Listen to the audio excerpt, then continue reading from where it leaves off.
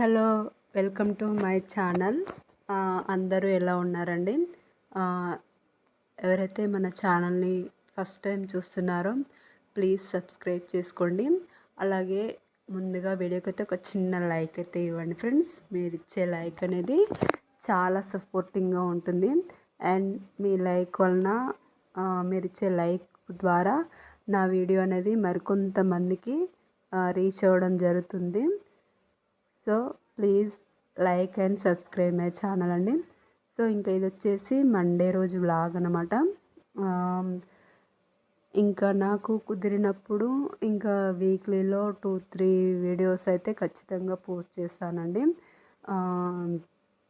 Please watch చేయండి and please and like చేయండి, support చేస్తారని ఆశిస్తున్నాను. ఇంకా ఇది వచ్చేసి ఇక మార్నింగ్ అయితే హెడ్ బాత్ అయితే చేసేసి ఇంకా కిచెన్లోకి అయితే వచ్చేసాను. ఇంకా ఇక్కడైతే పాలైతే పెట్టేశాను, ఒక పక్కన అన్నం అయితే పెట్టేశాను. పాలు కూడా కాగిపోయిన తర్వాత ఇంక ఇక్కడైతే అత్తమ్మ అయితే సొరకాయ కూర చేయడానికి సొరకాయ అయితే కట్ చేసి పెట్టేశారు.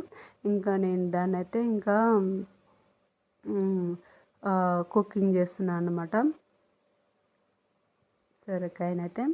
సో మామూలుగా జనరల్గా అందరూ ఏ విధంగా అయితే పచ్చిమిర్చి వేసారో అట్లనే సింపుల్గానే, పెద్ద డిఫరెంట్గా అయితే ఏం లేదు. డిఫరెంట్గా చేస్తే నేనే ఖచ్చితంగా షేర్ చేశాను కాబట్టి, సో నార్మల్గానే కుక్ చేస్తున్నా కాబట్టి సో ప్రాసెస్ అంతా కూడా అయితే ఏమైతే చెప్పట్లేదు. సో జనరల్గానే ఆయిల్ వేసేసి పోపు దినుసులు వేసేసి ఆనియన్స్ వేసి వేగిన తర్వాత అల్లం వెల్లుల్లి పేస్ట్ వేసేసి అది కూడా కొంచెం వేగిన తర్వాత పచ్చిమిర్చి పసుపు వేసేసిన తర్వాత సొరకాయ ముక్కలు యాడ్ చేసుకోవడమే ఇంకా. సో ఇంక ఇక్కడ పక్కన అయితే కూడా అన్నం కూడా ఉడుకు పట్టేస్తుంది అనమాట. ఇంకా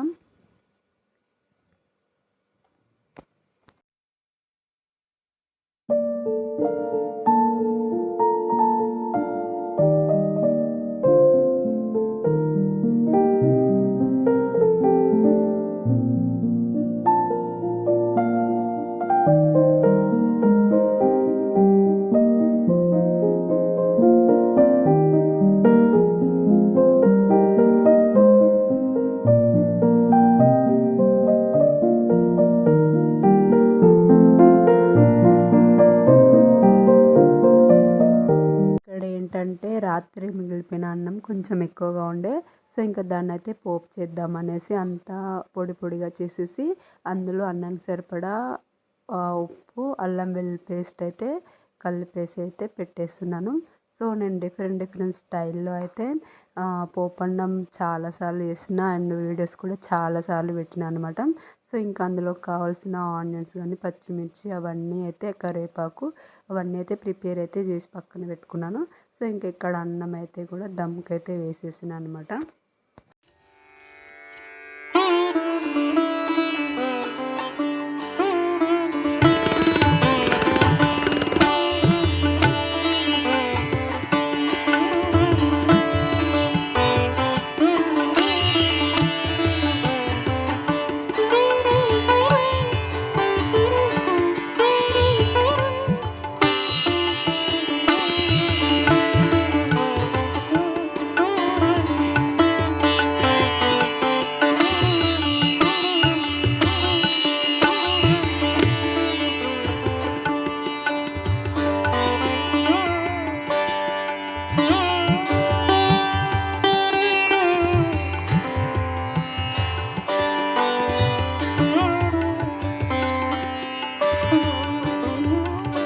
సో ఇంకా అదే విధంగా ఈ సొరకాయ కర్రీకి విత్ కాంబినేషన్గా చల్లచారు అయితే బాగుంటుంది అనేసి ఇంట్లో కొద్దిగా పెరుగు ఉంటే తీసైతే బయట పెట్టేశాను. సో చల్ల చేయడానికి అనేసి.